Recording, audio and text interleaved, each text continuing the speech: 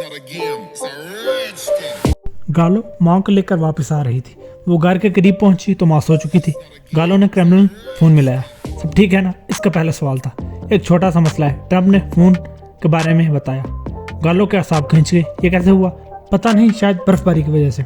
नहीं, ये आम सिस्टम नहीं था कि बर्फबारी की वजह से खराब हो जाता। गालो ने इख्तलाफ किया। मैंने शिकायत कर दिया। फोन कंपनी की टीम रवाना हो चुकी है। पुलिस को बताया।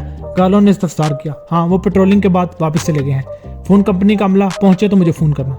गालो बात खत्म करके सोच में पड़ गई। ये नई इतला इसके लिए पुरस्कार थी। इससे घर के बजाय क्रेमलिन जाना चाहिए था, लेकिन वो माँ को पड़ोसियों के हवाले नहीं कर सकती थी। इसने माँ के साथ रहने का फैसला किया और गाड़ी स्टार्ट की। गाड़ी बढ़ाने की नौबत नहीं आई। 2 कारों से परे खड़ी जगुआर में से एक आदमी उतरा और पोर्शे तक आया। वो ड्राइविंग साइड पर रुका। इसके पास एक बॉक्स था। गालो ने पहचान के स्विच दबाया और शीशा नीचे चला गया। तुम यहाँ क्या कर रहे हो? गालो ने कार्ल ओब्रॉन से सवाल किया। मैं तुम्हारा इंतजार कर रहा था। क्यों? मेरी क्रिसमस, तुम्हारे लिए एक तोहफा लाया हूँ। कार्ल ने बॉक्स गालो की गोद में रख दिया। बॉक्स में छोटा सा खूबसूरत कुत्ता था। कार्ल, तुम्हें क्या हो गया? क्या चाहते हो? तुम्हें नहीं मालूम? For God sake please. गालो ने बॉक्स उठाकर वापस पकड़ाया। ऐसा मत करो, मैं आज रात इसे रख लेता हूँ, कल फोन करूंगा। नहीं, तुम फोन मत करना, तुम बेहिस और जालिम हो, वो बोला। गालो ने पोशे आगे बढ़ाई। कार्ल का आखिरी फिक्रा इसे चोट पहुंचा गया। कार्ल ने प्रेस कॉन्फ्रेंस के बाद भी गालो को खाने की दावत दी, लेकिन वो स्टेप फॉल चली गई। हालिया बहरान से पहले भी वक्तन फवक्तन वो गालो के करीब होने की कोशिश करता रहा था। गालो ख्यालात में गुम एहतियात से ड्राइविंग कर रही थी। मान एयरवे पर नजर पड़ी। गालो ने गाड़ी एक तरफ लगाई और उतर गई। अब क्या मसला है? वो जगुआर के साथ जा लगी। मैं रिपोर्टर हूँ, वो बोला। क्रिसमस का मौका है और इस घड़ी रात में माँ भी तुम्हारे साथ है। तुम घर पर रुकने के बजाय कहाँ गालिबन क्रेमलिन जा रही हो। इसका मतलब है मेरे लिए कोई बड़ी स्टोरी है। गालो कुछ देर तक इसे घूरती रही, फिर वापस पोशे की तरफ चल पड़ी। मिडनाइट, मौसम मजीद खराब हो गया।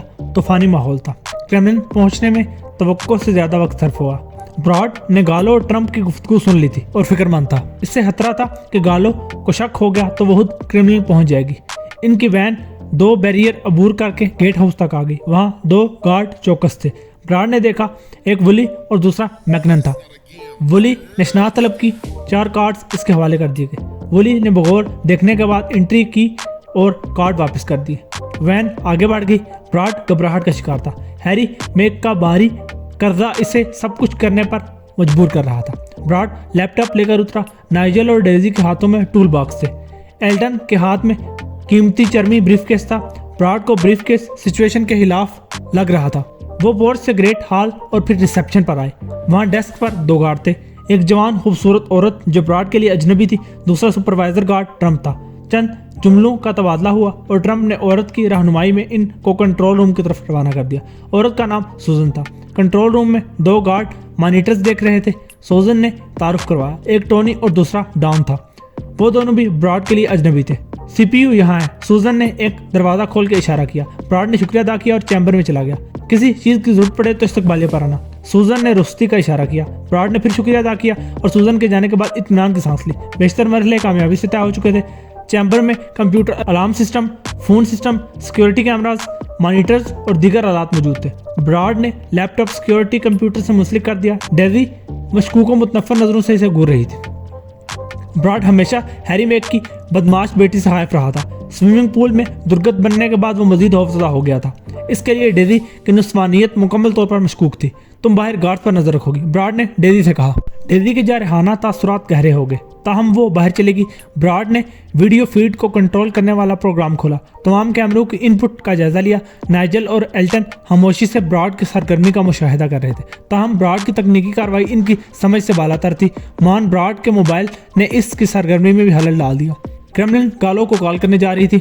ब्रॉड ने कॉल डायरेक्ट करते हुए स्मार्ट मरकूज की। एंटोनिया गालो, ट्रम्प बात कर रहा हूँ। फोन कंपनी का अमला पहुंच गया है। क्या खराबी दूर हो गई है? अभी उन्होंने काम शुरू किया है। उम्मीद है मैं नींद में मोहिल नहीं हुआ हूँगा। मैं बिस्तर में नहीं, कार में हूँ, वहाँ पहुँच रही हूँ। ब्रॉड ने लानत भेजी। इसकी धड़कनों का तवाज़ुन बिगड़ गया। इसी खतरे से वो बचना चाह रहा था। कितना वक्त लगेगा? ट्रम्प ने इस्तफसार किया। मौसम खराब है, शायद घंटा लग जाए। ब्रॉड बेबस था, कुछ नहीं कर सकता था। इसने हत्तल इम्कान तेजी का मुजाहरा किया। घड़ी देखी, मॉनिटर्स पर आखिरी नजर डाली। चलो BSL 4 जाना है। ब्रॉड ने नाइजल को इशारा किया। गार्ड मॉनिटर देख रहे थे। नाइजल ने तरद्दुद से काम लिया। वो इस वक्त कल की फुटेज देख रहे हैं। हम BSL 4 के कॉरिडोर में होंगे, लेकिन इन्हें कॉरिडोर खाली नजर आएगा। वक्त हम है, निकलो। ब्रॉड ने कहा। वेरी गुड, नाइजल ने आहिस्ता से कहा। बॉलीवुड मूवी है क्या? एल्टन वहीं चैम्बर में ठहर गया कि ब्रॉड के लैपटॉप को कोई छेड़ न ले। नाइजल ने एल्टन का ब्रीफकेस संभाला और ब्रॉड के साथ कंट्रोल रूम में आ गया। हम गाड़ी से नैनोमीटर लेने जा रहे हैं, ब्रॉड ने डेजी से कहा। नैनोमीटर था ना वो लेने जा रहे थे, ये जुमला गार्ड को सुनाने के लिए कहा गया था। ब्रॉड नाइजल को लेकर BSL-4 में दाखिल होने वाला था। कंट्रोल रूम से निकलकर दोनों इस कॉरिडोर में आए जिसका अख्तिताम BSL-4 के दाखिली दरवाजे पर होता था। ब्रॉड ने बाब का मखसूस इलेक्ट्रॉनिक कार्ड निकाला। कार्ड पर फिंगरप्रिंट के अलावा हर तफसील स्टैनले की थी। कार्ड स्कैनर को दिखाकर इसने बाएं हाथ की उंगली स्क्रीन पर रखी। आप लोग यहाँ कैसे? आप वहाँ अंदर नहीं जा सकते। सूजन की आवाज में हैरत और इंतहा का मिला जुला तासुर था। 30 मिनट से कबल सूजन को आसपास नहीं होना चाहिए था। इसकी आवाज बादलों को दहला देने वाली गर्ज चमक को मात दे रही थी। ब्रॉड को ऐसा ही लगा था। वो दोनों चौंक कर पलटे। इस वक्त बारी दरवाजे की पेशानी पर सब्ज रोशनी चमकी और दरवाजा खुलने लगा। सूजन की आंखों में गैर यकीनी कैफियत थी जो फौरन ही दहशत में तब्दील हो गई। इसकी नज़र ब्रॉड के हाथ में मौजूद कार्ड पर गई। सूजन ने चीख मारी। नाइजल ने हरकत की और वो पलट कर भागी। नाइजल इसके पीछे दौड़ पड़ा। ब्रॉड को यकीन था कि सूजन से दुगनी उम्र का नाइजल इसे कभी नहीं पकड़ सकेगा। खुद पर सख्त तारीख था। आखिरी मरहला था और आनन फान में सब कुछ तहस नहस होता नजर आ रहा था। ब्रॉड ने डेजी को कॉरिडोर में दाखिल होते देखा। इसने यकीनन कंट्रोल रूम से सूजन को इसकी तरफ आते देख लिया था। सूजन लम्हा भर के लिए हिचकिचाई, ताहम रुकी नहीं। वो डेजी के करीब से गुजर जाना चाहती थी। ये इसकी खुश फहमी थी। डेजी ने इत्मीनान से जगह तब्दील करते हुए भरपूर गौंसा रसीद किया। सूजन तेवरा के जमीन बोस हो गई। वो खून आलूदा चेहरे के साथ घुटनों के बल खड़ी होने की कोशिश कर रही थी, जबकि डेजी ने जेब से गन निकाल दी। नहीं, ब्रॉड चीखा। डेजी ने हथियार का दस्ता सूजन के सर पर बजाया। वो एक राह के साथ दोबारा लेट गई। यू मैड काउ, ब्रॉड बेफर गया। मर्डर केस बन जाएगा। हम यहाँ खून रेजी के लिए नहीं आए। डेजी ने फिर हाथ बुलंद किया। नाइजल बर वक्त मैदान में आ गया। इसे बांध कर अंदर लैब में डाल दो। ब्रॉड का मोबाइल फोन इस दौरान बजने के बाद बंद था। गालो 10 मील फी घंटा की रफ्तार से सफर कर रही थी। इसने हैंड फ्री मोबाइल से क्रिमिनल कॉल की। जवाब न मिलने पर गालो ने फोन बंद कर दिया। माँ बेदार थी। हम कहाँ जाएं? हम कहाँ हैं? मैं अपने ऑफिस जा रही हूँ। 15-20 मिनट में पहुंच जाएंगे। गालो ने रेयर व्यू में जैगुआर की हेडलाइट्स देखी। कॉल मुस्तकिल मिजाजी से ताक़ुब में लगा हुआ था। गालो ने निगाह सामने मरकूज करते हुए दायां मोड़ काटा। मुहालिफ सिमत में किसी गाड़ी की हेडलाइट्स नजर आई। गालो मुहालिफ गाड़ी की रफ्तार का तयन करके बौखला गई। बर्फबारी में ये रफ्तार महदूद थी। दोनों गाड़ियों का दरमियानी 100 गज का फासला तेजी से कम हो रहा था। गालो की पोशी अपनी साइड पर थी। सामने गाड़ी में 4 आदमी यकीनन नशे में मस्त थे। इनकी गाड़ी सीधी पोशे पर चढ़ी आ रही थी। गालो ने इस्तरारी तौर पर बेसूद चीख मारी और मजबूर होकर स्टीयरिंग रॉन्ग साइड पर घुमा दिया। गाड़ी बर्फ पर फिसली। तसादुम में इंचों का फर्क रह गया। गालो ने ब्रेक से पैर हटा के गाड़ी को काबू करने की कोशिश की और पोशे ने धक्का खाया। दूसरी गाड़ी ने बम्पर को रगड़ा। पोशे घूमकर साइड की मुख्तलिफ संगी दीवार से टकराई। शीशा टूटने की आवाज आई और पोशे साकित हो गई। गालो ने आलमे वहशत में मां की तरफ गर्दन घुमाई। मां का चेहरा फक और मुंह खुला हुआ था, लेकिन कोई जिस्मानी नुकसान मालूम नहीं हो रहा था। गालो का ध्यान काल की तरफ गया। इसने जैगुआर की सिमत नजर डाली। शराबियों की गाड़ी की अकबी रोशनियां और जैगुआर की हेडलाइट्स नजर आ रही थी। शराबी जिग-जैग करते जा रहे थे। गालो सांस रोक के देख रही थी। इसने जैगुआर को लहरा के रुकते देखा। शराबी जैगुआर को छूते हुए गुजर गए। ध्यान से ड्राइव करो, माँ ने लर्जा आवाज में हिदायत की। यस माम। गालो ने सादतमंदी से सर हिला दिया और गाड़ी स्टार्ट करने की नाकाम कोशिश की। ब्रॉड मऊफ दिमाग के साथ सोचने की कोशिश कर रहा था। लैब में नकबजनी को खुफिया रखने का इम्कान नापैद हो गया था। इनका मंसूबा था कि चोरी की वारदात का इंकिशाफ क्रिसमस की छुट्टियों के बाद सामने आए। कंट्रोल रूम में टोनी और डॉन के सामने जल्द सवाल खड़ा होने वाला था कि सूजन मुकर्रा वक्त पर राउंड पर वापस क्यों नहीं आई। अगर इन दोनों ने नजरअंदाज कर दिया तो ट्रंप लाजमी दिख जाएगा। हमारे पास वक्त नहीं है, ब्रॉड ने बेचारगी से कहा। परेशान मत हो, संभाल लेंगे। नाइजल ने कहा। वो और डेजी अपनी अपनी गन के साथ कंट्रोल रूम की तरफ बढ़ रहे थे। हमारा मुआहदा था कि हथियार इस्तेमाल नहीं होंगे। ब्रॉड ने एहतजाज किया। नाइजल ने जवाब नहीं दिया। वो दोनों चीखते हुए हथियार बदस्त कंट्रोल रूम में जा दम के। फर्श पर तुम दोनों लेट जाओ। गार्ड हक्का बकाते हुक्म के मुताबिक हाथ बांध कर पुष्ट पर ऊंधे मुंह लेट गए। इसके बावजूद डेजी ने उनके सरों पर ठोकर लगाई। इसके होंठों पर शैतानी मुस्कुराहट थी। डेजी का मनपसंद खेल शुरू हो चुका था। बस करो, ब्रॉड पर बेबसी तारी थी। एल्टन भी वहां पहुंच गया। टोनी और डॉन को बांधकर लैब में सूजन के साथ डाल दिया गया। कंट्रोल रूम, चैम्बर और लैब में इन चारों की हुक्मरानी थी। ब्रॉड को शिद्दत से अपनी हमाकत का एहसास हो रहा था। वो शॉक में था। सुबह 6 बजे गार्ड की शिफ्ट तब्दील होते ही वारदात का पोल खुल जाता। 6 बजने की नौबत ही नहीं आती। अंतोनिया गालो रास्ते में थी। वो कंट्रोल रूम में था जब चैम्बर में मोबाइल फोन ने बजना शुरू कर दिया था। ब्रॉड चैम्बर की तरफ भागा। गालो का फोन था। ब्रॉड गालो और ट्रंप की गुफ्तगू सुन रहा था। बात खत्म होने पर इसने कंट्रोल रूम में आके ऐलान किया कि गालो 30 मिनट में पहुंचने वाली है। रिसेप्शन वाले गार्ड को काबू करो, नाइजल ने हुक्म दिया। काल का ताकुब अनोखे अंदाज में कारामद बन गया था। गालो इसकी गाड़ी में अगली नशिस्त पर थी और माँ अकब में। सोचो अगर मैं ना होता तो क्या होता। कार्ल ने कहा, क्या मुझे शुक्रिया अदा करना चाहिए? इसकी जरूरत नहीं है, इतना ही बता दो कि ये कौन सा मिशन है। कार्ल ने सवाल किया। कुछ नहीं, वहम है शायद, वहाँ फोन की लाइनें अचानक खराब हो गई हैं, राउंड लगाकर वापस आ जाऊंगी। हालिया बहरान का तुमने बहुत असर लिया है, फितरी अमर है, हम नाकाबिले तलाफी नुकसान से बाल बाल बचे हैं। अभी तो मुश्किल से 24 घंटे ही गुजरे हैं, लेकिन तुम्हारे बास ने कुछ कहा नहीं। क्या ऐसा ही है? बास का रद्द-ए-अमल इंतहाई सख्त नहीं था। गालो ने गोल बोल जवाब दिया। मरकजी लैब में कदम रखने से पहले ब्रॉड नाइजल को ड्रेसिंग में ले गया। इसने नाइजल को समझाया कि लैब के मरकजी हिस्से में जाने से पहले क्या हिफाजती इक़दाम लाजिम है। इसने अपने साथ नाइजल को तेजी से तैयार कर लिया। वो BSL-4 के मरकजी हिस्से में आए तो नीले रंग के हलाई सूट से मुशाबह लिबास में थे। यूं मालूम हो रहा था जैसे वो स्पेस एयरक्राफ्ट में हला के लिए निकले हों। वो महसूस मराहल से गुजरते हुए मरकजी हिस्से के एक छोटे से कमरे में आ गए। ब्रॉड ने वहाँ मौजूद रेफ्रिजरेटर का कम्बिनेशन खोला। बालाई शेल्फ में डिस्पोजेबल सिरिंजेस कॉर्ड बॉक्स में रखी। ये एंटीवायरल ड्रग थी। ब्रॉड ने नाइजल को इशारा किया। नाइजल ने रेफ्रिजरेटर के अंदरूनी हिस्से का जायजा लिया। ये मेरे लिए अहम नहीं। क्या मतलब हुआ? हम यहाँ क्यों आए हैं? नाइजल ने जवाब देने की जहमत नहीं की। वो दूसरे शेल्फ में रखे हुए वायरसों के लेबल पढ़ रहा था। फिर इसने मोडोबा 2 को मुंतखब कर लिया। क्या कर रहे हो? दिमाग खराब हो गया है? नाइजल ने मोडोबा 2 के 12 डब्बे समेटे। छोटे डब्बों में मौजूद वायरस का इतना जहीरा एक आबादी को ठिकाने लगाने के लिए काफी था। एंटीवायरल के लिए 3 लाख पाउंड का मुआवजा नाकाबिले फहम नहीं था, लेकिन वो कौन गाहक है जो मोहलिक वायरस के लिए नाइजल को होती रकम दे रहा है? वायरस की क्या अफादियत है? क्या मकसद हो सकता है? ब्रॉड को दिमाग पर जोर देने की जरूरत ही ना पड़ी। जवाब सादा था। इसके रगों में दौड़ता हुआ लहू मुंजमद हो गया। ये सब वापस रखो, इसने कमजोर आवाज में कहा। नाइजल रेफ्रिजरेटर वाले कमरे से निकलकर लैब में बायो सेफ्टी कैबिनेट के करीब आ गया। मामले, मुशाहिदे और तजर्बात के लिए महफूज और मखसूस गिलास केस में हाथ डालने के लिए 2 सुराख थे। नाइजल ने एल्टन का ब्रीफ केस खोला। इसके एक हिस्से में नीली प्लास्टिक के कूलर पैक में रखे हुए थे। दूसरा हिस्सा पॉलिस्टर चिप्स से भरा हुआ था। चिप्स पर परफ्यूम स्प्रे की ब्रांडेड बोतल बड़ी थी। ब्रांड का नाम डालबेरी था। नाइजल ब्रॉड की तरह एड़ी से चोटी तक हिफाजती लिबास में था। इसने डालबेरी वाला हाथ बायो सेफ्टी कैबिनेट में दाखिल किया। दूसरे हाथ से वो मोडोबा 2 का नमूना ग्लास केस में डाल चुका था। डालबेरी का ढक्कन हटाया। वो हाली थी।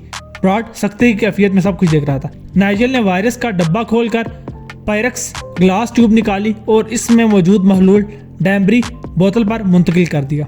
एक एक करके इसने ट्यूब्स का शिफाफ महलूल परफ्यूम की बोतल में मुंतकिल कर दिया। हजारों लोग मारे जाएंगे। ब्रॉड ने कहा, तुम्हारा ग्राहक क्या चाहता है? तुम नहीं समझे? नाइजल ने कहा। परफ्यूम स्प्रे डिलीवरी का बेहतरीन अंदाज था। इसे लेकर बआसानी किसी भी सिक्योरिटी चेकअप से गुजरा जा सकता है। इसे कहीं अवामी मकाम पर स्प्रे करके बड़े पैमाने पर जानलेवा तबाही मचाई जा सकती है, अगरचे स्प्रे करने वाला खुद भी हलाक हो जाता है। क्या समझूं? कत्लेआम की बात कर रहे हो? हाँ, और तुम भी शरीके जुर्म हो, लिहाजा अपना मुंह बंद रखो। एक तरफ हैरी मैक और दूसरी तरफ नाइजल था। दोनों तरफ मौत थी। कोई चाराकार न था। ब्रॉड को रकम वसूल करनी थी, लेकिन वो जो कुछ देख रहा था वो इसके गुमान में भी ना था।